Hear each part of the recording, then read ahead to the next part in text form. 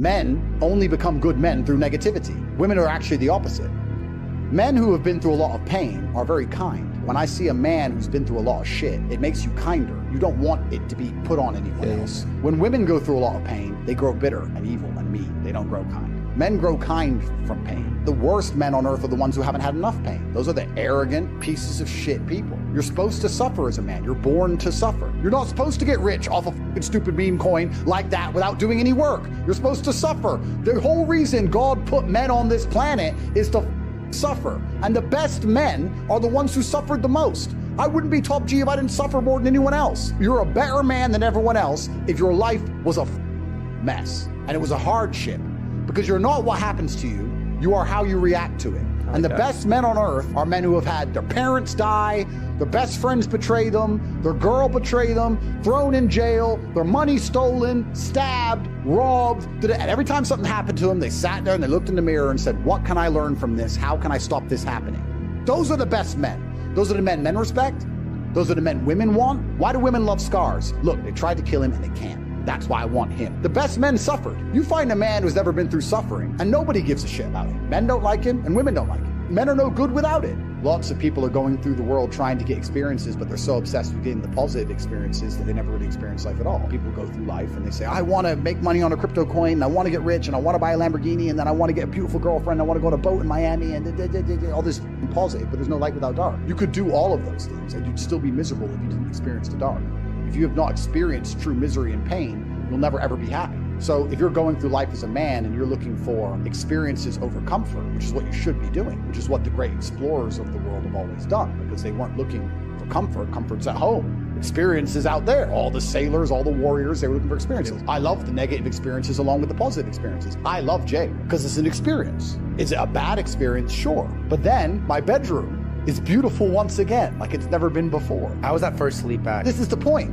Everyone's obsessed with the positive experiences, but nobody is chasing any kind of negative experience. I believe every man should be choosing to do something which is extremely hard, which they hate, which sucks, because you don't appreciate life at all without it. The reason people chase higher highs all the time, and the reason they're constantly taking drugs and trying to new pussy and drink more alcohol and chasing higher highs all the time, is because they don't experience any lows. You always want a higher high, but I promise you, the high you're at is fine if you balance it with a little bit of low. If you bounce down there for a week and come back to where you were, you're good. Constantly chasing higher highs is hedonism, which ends in one place. It always ends in a spiral, a downward spiral. You need to stay away from constantly chasing those things. You need to artificially manufacture some lows. I chose fighting because fighting will do that for you. It's hard, it's stressful, you're worried, you train all the time, you're exhausted, you win, you lose, you get hurt, you go hospital. There's a lot of negatives in it. There's not enough negatives in men's lives today. It's amazing how the human mind adapts to its surroundings.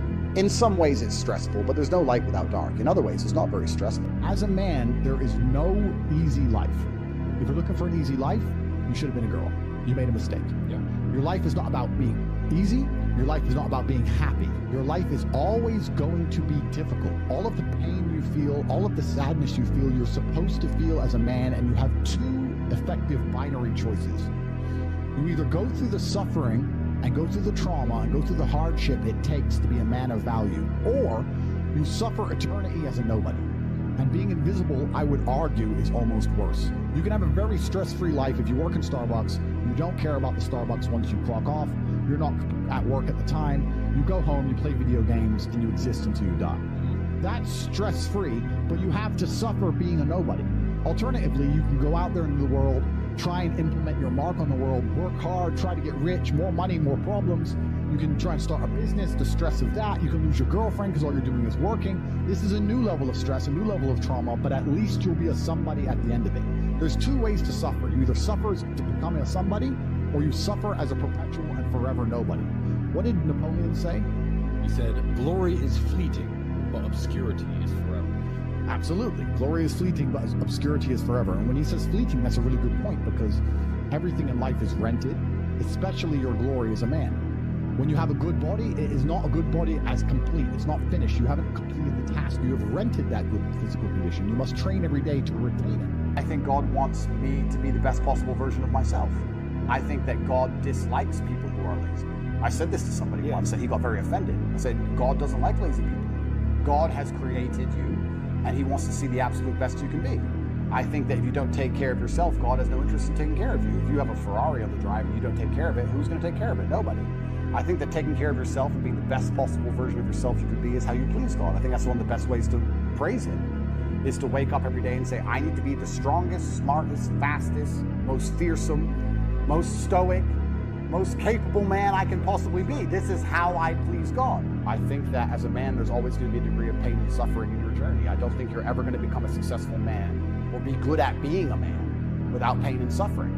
And as many times in my life where something terrible happened to me, and at the time, if I could change it, I would have. But retrospectively, you kind of look back and go, you know what, that was formulative for me. That's right. That is what God decided I needed to become who I became. So all of the pain and all the suffering I've ever gone through in my life ended up, in the end, building me into the person I am, and I'm proud of who I am. I don't think many men especially understand that even if you don't have the strength to be a hero for yourself, you should have enough discipline and enough honor to want to be a hero for somebody else. And if you have other people you truly respect, you should want to be a hero for them. And I think that's the masculine imperative. If someone's going to attack your wife, that's when you become a hero for her. You have to.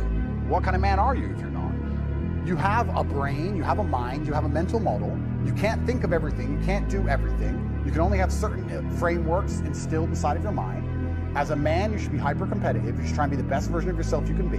You're competing against every other man on earth for the girl you want, the car you want, the house you want, the watch you wear. It's all competition. You should be as competitive as you possibly can. Anything that's inside of your mind which doesn't allow you to be competitive should be erased. So I started at the absolute lowest echelon of life, and I would like to consider myself pretty somewhere near the top now. I've been through absolutely every stage.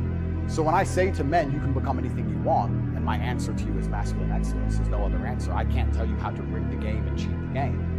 If we're all racing a race and I have a Ferrari and you have a Nissan, sure, you can get a bit better at driving. You're probably going to lose. You have to get a better character to play this game of life. So that's why I preach masculine excellence, because for many of the world's problems today, porn, sexual access, being respected by your peers, making sure that your wife's going to stay with you after the children are born for a very long time, that's right, being happy, anything, it all comes down to who you are as a man. The only answer is masculine excellence. There's nothing you can do besides hard work, accept the trauma and pain and suffering, and work harder than everyone else around you worked. We have a men's mental health crisis. Young men are disenfranchised. The suicide rate amongst men is much higher than women, and everybody pretends to care. But when I come along and say, I am a man, I've been a man, I know how it feels to be a sad man and a happy man, and I found happiness through masculine achievement and strength, through working hard in the gym, through dedicating myself, through building a life worth living, through taking care of the people who I love, both male and female, through becoming financially successful, through sticking up for myself, through having opinions, through being a man of honor and courage. When I do these things, I'm ostracized, and they're attempting to destroy my life. I talk about this all the time. People say I've had a traumatic life. I say, well, then you're very, very fortunate. You had a traumatic life. Now, you may have misused that trauma. You may have misplaced it. You may have accepted the matrix telling you that you now have an excuse to fail, as opposed to using it to grow.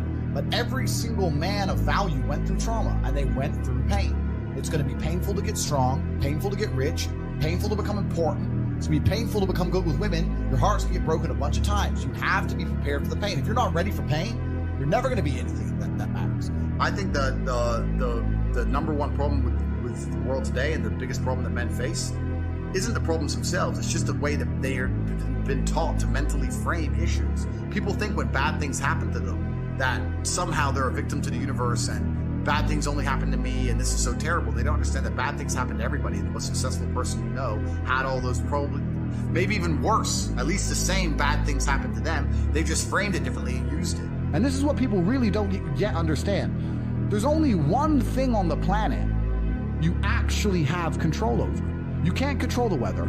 You can't control your health. You can get brain aneurysm or a heart attack. You can't control other people.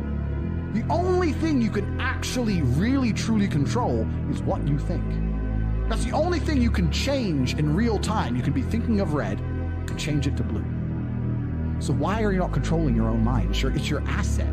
It's your ally. It's your friend. Why would you make an enemy out of the only thing you have control over? I refuse to do that. It doesn't make sense to me. The worst thing on earth that could happen to a man could happen to me. And I guarantee you, I would still label myself happy. I'm happy because that's who I am. That's how I view myself. That's what I've decided.